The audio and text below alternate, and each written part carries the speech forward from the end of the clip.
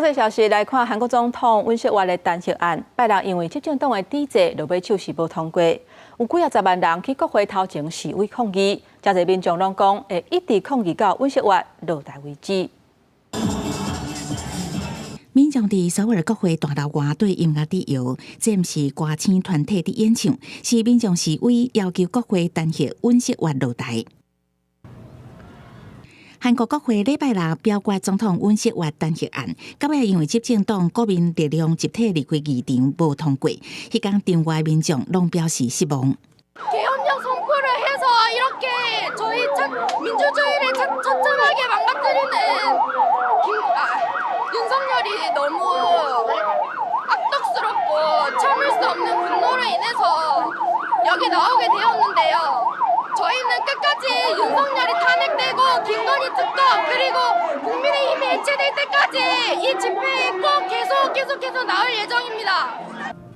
案表决即天，至少有15万的民众伫国会外示威。活动主办方甚至表示，参加者有100万以上。虽然到尾弹劾无通过，礼拜也是有真侪民众继续参加公开集会。现场有播放流行音乐，民众嘛对音乐敌人荧光棒。现场的气氛真激情，暗过无悲情。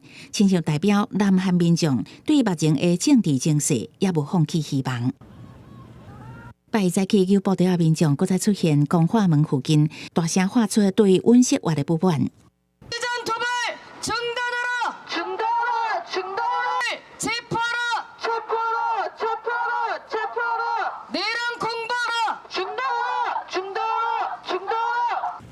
反对党共同民主党已经宣布10时会阁提出弹劾案，为着民主甲人民的胜利奋战到底。